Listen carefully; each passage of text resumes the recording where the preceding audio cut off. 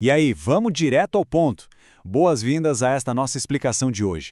A ideia aqui é desmistificar uma coisa que a gente vive todo santo dia, mas quase nunca para tentar entender de verdade: a temperatura.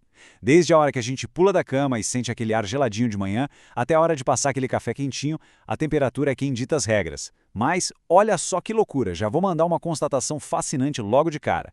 Essas sensações que a gente tem de quente e frio são, no fundo, uma grande ilusão científica. Nossa percepção engana a gente.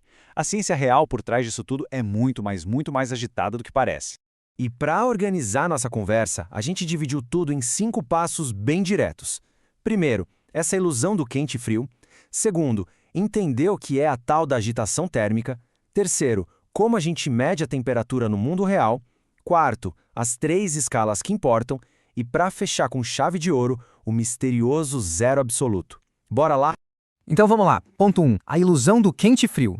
A primeira coisa que vem à mente quando a gente pensa em temperatura é usar o tato, né? Mas a grande pergunta é, será que a gente pode confiar na nossa pele como se ela fosse um instrumento científico de precisão? A resposta empírica, nua e crua, é um sonoro não. O nosso corpo é péssimo para medir a temperatura absoluta de qualquer coisa. E sabe por quê? Porque o que a gente realmente sente não é a temperatura do objeto em si, mas sim a velocidade com que o calor está entrando ou saindo da nossa pele. E isso fica muito claro num exemplo clássico. Pensa numa porta de madeira com uma maçaneta de metal. Se a gente toca na maçaneta e depois na madeira, o metal parece incrivelmente mais frio, não parece? Mas calma aí, os dois estão na exata mesma temperatura ambiente. Essa ilusão acontece porque o metal é um excelente condutor térmico. Ele rouba a energia térmica da nossa mão muito mais rápido do que a madeira. Ou seja, a nossa sensação térmica depende muito mais do material que a gente está tocando do que da temperatura real dele. Para a ciência, a gente precisa de métodos bem mais exatos. O que nos leva perfeitamente ao ponto 2. Afinal, o que é agitação térmica? Bom, se o nosso tato não serve de termômetro e se quente e frio são ilusões da nossa cabeça, o que é a temperatura na vida real? A grande sacada é a seguinte: temperatura é movimento. No nível microscópico, as partículas que formam tudo, absolutamente tudo ao nosso redor, não estão lá paradinhas. Elas estão vibrando, batendo umas nas outras numa dança totalmente caótica. A temperatura é só uma grandeza física para a gente medir o grau dessa bagunça, dessa agitação térmica. Quanto mais energia cinética essas partículas têm, mais violentamente elas se mexem e maior é a temperatura. Então, calor não é uma magia ou uma substância invisível. Calor é pura energia de movimento. E no mundo macroscópico, essa agitação cria uma regra de ouro da natureza: o fluxo de energia térmica. Essa energia sempre, de forma totalmente espontânea, viaja do corpo que está mais agitado, que a gente chama de mais quente, para o corpo menos agitado, o mais frio. E esse fluxo não é infinito, ele tem uma linha de chegada bem clara. Ele só para quando os dois sistemas em contato igualam as suas temperaturas. Quando o fluxo finalmente cessa, a gente diz que o sistema atingiu o perfeito equilíbrio térmico. Entendido isso, vamos direto para o ponto 3, medindo a temperatura na prática. Aí surge um problema prático gigantesco. Se a temperatura é só um monte de partículas microscópicas dançando alucinadamente, como é que os cientistas medem isso com precisão no mundo real? A solução engenhosa é o termômetro. Mas veja bem, termômetros não ficam lá contando partículas. O que eles fazem é medir uma coisa que a gente chama de grandeza termométrica. Basicamente, procura-se uma propriedade física num material, tipo o volume, a pressão ou a resistência elétrica, que mude de um jeito muito previsível quando a agitação térmica aumenta ou diminui. E aí, quando essa grandeza muda, o termômetro traduz isso em um valor numérico para a gente. A gente vê isso em casa o tempo todo. Pega, por exemplo, um termômetro clínico digital e um termômetro meteorológico analógico. O digital usa a variação da resistência elétrica de uma pecinha chamada termistor para descobrir a temperatura. Já o meteorológico analógico usa uma lógica bem mais clássica, a variação do volume de um líquido dentro de um tubo de vidro. Os dois estão medindo exatamente a mesma realidade invisível, só que usando propriedades físicas totalmente diferentes para isso. E focando nesses termômetros tradicionais de vidro, o princípio é lindo de tão simples. O ambiente esquenta, as partículas do líquido lá dentro ficam agitadas, se empurram, o líquido sofre dilatação e acaba subindo pelo tubinho. Antigamente, o mercúrio era o rei absoluto nesses instrumentos, porque as propriedades deles são fantásticas. Mas, como todo mundo sabe, o mercúrio é super tóxico. Então, hoje em dia, por uma questão de segurança e saúde pública, a gente usa álcool colorido artificialmente.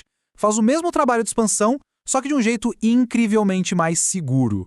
Agora passando para o ponto 4, as 3 escalas de temperatura. Ter um líquido subindo e descendo num vidro não ajuda em nada se a gente não tiver números para ler, concorda? É aqui que entram as escalas termométricas. E para criar uma escala super confiável, a ciência escolheu 2 eventos, 2 estados térmicos fixos que não mudam de jeito nenhum sob pressão normal. O primeiro é o ponto de fusão do gelo, a hora exata que o gelo derrete e vira água. O segundo é o ponto de ebulição da água, o momento exato em que ela ferve e vira vapor. Esses 2 eventos são a âncora necessária para que qualquer pessoa, em qualquer laboratório do mundo, consiga calibrar um termômetro igualzinho. Com esses pontos bem definidos, cientistas diferentes propuseram numerações diferentes com o passar dos anos. Hoje, o mundo usa basicamente 3 grandes escalas: a nossa conhecida Celsius, a Fahrenheit e a escala absoluta Kelvin. Olha só os números como são curiosos. Na escala Celsius, a coisa é super limpa. O gelo derrete no 0 e a água ferve no 100, um intervalo certinho de 100 partes. Já na escala Fahrenheit, que a galera usa lá nos Estados Unidos, o gelo derrete nos aleatórios 32 graus e a água ferve nos 212. E a Kelvin? A Kelvin adota 273,15 para o gelo derretendo e 373,15 para a água fervendo. Mas o mais vital da gente entender aqui é que, não importa se o visor está marcando 100 graus Celsius ou 212 Fahrenheit, a água lá na panela está com o exato mesmo nível de agitação térmica. São apenas idiomas matemáticos diferentes descrevendo a mesmíssima coisa. E justamente por todas elas usarem os mesmos pontos fixos da água como âncora, rola uma proporcionalidade matemática exata entre elas. Isso significa que é super tranquilo criar equações simples de conversão. Se a gente tem um valor em Fahrenheit, é só jogar na fórmula que a gente descobre na hora onde essa exata agitação térmica bateria na régua de Celsius ou de Kelvin. E agora chegamos ao nosso quinto e mais fascinante tópico, o zero absoluto. Para entender por que a escala Kelvin usa os números tão gigantescos para o nosso dia a dia, a gente precisa falar sobre o extremo limite do frio. Lá em 1848, o físico britânico William Thomson, o famoso Lord Kelvin, deu uma virada de chave gigantesca na termodinâmica. Ele pensou, se a temperatura é só energia de movimento, por que a nossa escala depende da água ou de qualquer substância arbitrária? A escala perfeita tinha que começar onde o próprio movimento termina. E foi assim que nasceu uma escala termodinâmica absoluta, que hoje é adotada como padrão oficial no Sistema Internacional de Unidades. E quando a gente pega a matemática de as leis dos gases para voltar no tempo, ou melhor, voltar na régua da escala Celsius, procurando exatamente onde essa energia térmica seria 0, a gente bate nesse número dramático, menos 273 graus Celsius. Ou, para ser bem cirúrgico, menos 273,15 graus Celsius. É precisamente aí que o 0 da escala Kelvin é cravado. E isso define, de um jeito brilhante, o que é o zero absoluto. É 0 Kelvin, 100 graus. Só 0 mesmo. É o limite teórico mais extremo de frio do universo inteiro. É literalmente aquele momento em que toda aquela agitação térmica caótica, todas aquelas vibrações malucas das partículas que a gente falou lá no começo, simplesmente deixam de existir. A energia térmica se esgota por completo. O sistema físico entra numa calmaria absoluta que não tem como ser ultrapassada por mais nada no cosmos. Mas aí vem um detalhe crucial.